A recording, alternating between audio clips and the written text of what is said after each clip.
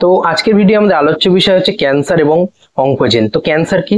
Cancer হচ্ছে এমন একটা জেনেটিক ডিজিজ যেখানে কি হয়, যেখানে কোষের কোনো এক নির্দিষ্ট অঙ্গে কোষের অনিয়ন্ত্রিত বৃদ্ধি দেখা দিতে শুরু করে। তো এই অনিয়ন্ত্রিত বৃদ্ধি ঘটার ফলে কি হয়, সেই স্থানে একটা টিউমার জেনারেট হয়, ম্যালিগন্যান্ট টিউমার অবশ্যই। এবং সেখান থেকে কিন্তু সেই যে টিউমারটা সেটা দেহের বিভিন্ন অংশে ছড়িয়ে যেতে শুরু করে। তো এই যে বিষয়টা, এটা হচ্ছে ক্যান্সার। এবং ক্যান্সারের ক্ষেত্রে যদি আমরা দেখি, তাহলে টিউমারের এখানে প্রসঙ্গ আসবে। তো টিউমার হচ্ছে দু রকমের হয়, একটা হচ্ছে ম্যালিগন্যান্ট টিউমার, একটা হচ্ছে বিনাইন টিউমার। বিনাইন টিউমারটা হচ্ছে ক্ষতিকারক নয়, সেটা দেহের এক জায়গাতেই তৈরি হয় এবং সেইখানেই সীমাবদ্ধ থাকে। এটাকে সার্জারির মাধ্যমে রিমুভ করলে সেটাতে কিন্তু আর কোনো রকম প্রবলেম ক্রিয়েট হয় না। বাট যদি ম্যালিগন্যান্ট টিউমার হয় সেটা, তাহলে ম্যালিগন্যান্ট টিউমারের ক্ষেত্রে কি দেখা যায়?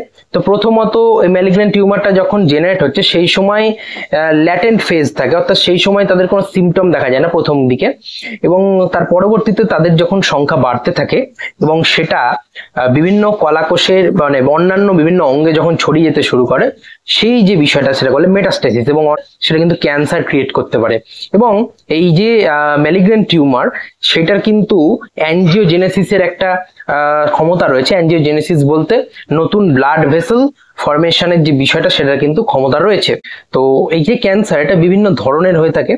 এক হচ্ছে কার্সিনোমা। এই কার্সিনোমাটাই হচ্ছে বেশিরভাগ ক্যান্সারই কার্সিনোমা টাইপেরই হয়। এটা একটু এন্ডোডার্মাল বা এক্টোডার্মাল অরিজিনের যে আমাদের এপিথেলিয়াল সেলস গুলো, আবরণী কলা, তার যে ক্যান্সার, সেগুলো স্কিনের ক্যান্সার হতে পারে, বিভিন্ন ক্ষেত্রে ব্রেস্টের বিভিন্ন ক্যান্সার হতে পারে, প্রস্টেটের ক্যান্সার হতে পারে। এইগুলো সমস্ত কিন্তু এই সার্কোমা, কার্সিনোমার মধ্যে পড়ছে।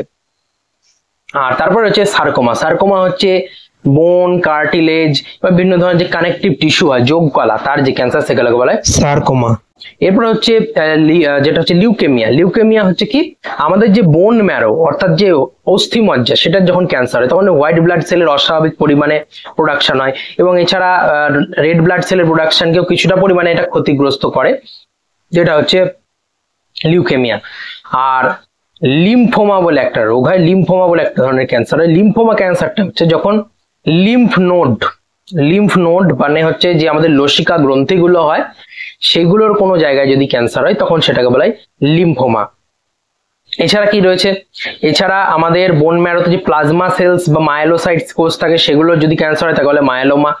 এবং যদি আমাদের যে পিগমেন্ট সেলস, যেরকম ধরে নিন হচ্ছে যে মেলানোসাইট যে সেলস গুলো রয়েছে আমাদের স্কিনে, সেরকম পিগমেন্ট সেলস এর যদি ক্যান্সার হয় তখন সেটাকে বলা হয় মেলানোমা। তো এই ধরনের যে বিষয়গুলো, এটা হচ্ছে বিভিন্ন ধরনের ক্যান্সার। এবার অঙ্কোজেন বিষয়টা কি?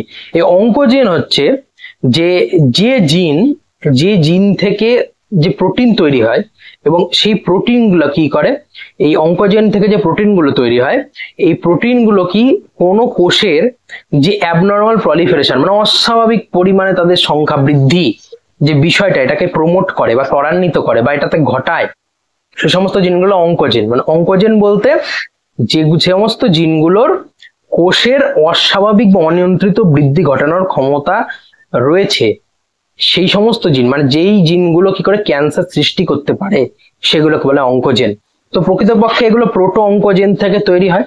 তো প্রোটো অঙ্কোজেন বলতে সেই সমস্ত জিন যেগুলো অঙ্কোজেনে পরিণত হতে পারে, এই অঙ্কোজিনে পরিণত হতে পারে।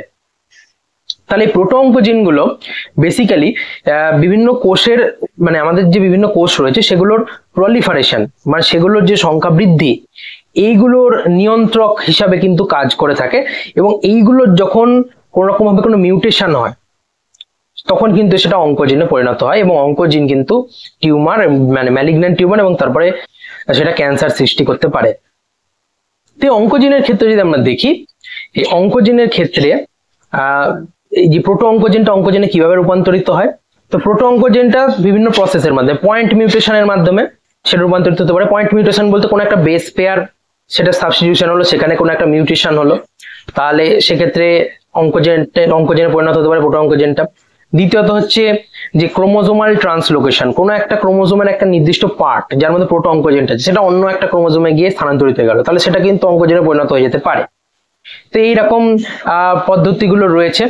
এছাড়াও তো জিন মিউটেশন তো রয়েছেই, জেনেটিক মিউটেশন, তো সেটার কারণেও তো অবশ্যই মানে প্রোটো অঙ্কোজেনটা অঙ্কোজেনে পরিণত হতে পারে। তাহলে এক্ষেত্রে এই যে টিউমার বা ক্যান্সার গুলো যে তৈরি হচ্ছে, তো এইগুলো সাপ্রেস করা, অর্থাৎ আমাদের দেহে কিছু জিন থাকে, সেই জিনগুলো কি করে, এই যে অ্যাবনর্মাল প্রলিফারেশন, কোষের যে অ্যাবনর্মাল সংখ্যা বৃদ্ধি, এই বিষয়টাকে কিন্তু রোধ করার ক্ষমতা রাখে কিছু জিন, অর্থাৎ টিউমারের ডেভেলপমেন্টকে সাপ্রেস করে, অর্থাৎ টিউমার ফরমেশনকে সাপ্রেস করে। এই ধরনের জিনগুলোকে বলা হয় টিউমার সাপ্রেসার জিন। তো টিউমার সাপ্রেসার জিনের মধ্যে কি কি রয়েছে? র্যাস জিন রয়েছে, MYC জিন রয়েছে, P53 জিন রয়েছে, APC বা অ্যানাফেজ প্রোমোটিন কমপ্লেক্স যেটা রয়েছে, অ্যানাফেজ প্রোমোটিং কমপ্লেক্স এটা রয়েছে।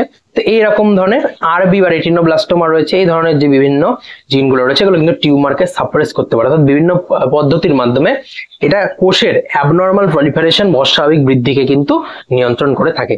তো এই হচ্ছে আজকের ভিডিও, এই হচ্ছে অঙ্কোজেন এবং ক্যান্সারের যে বিষয়টা সেটা নিয়ে আলোচনা। তো আশা করি ভিডিওটা ভালো লেগেছে।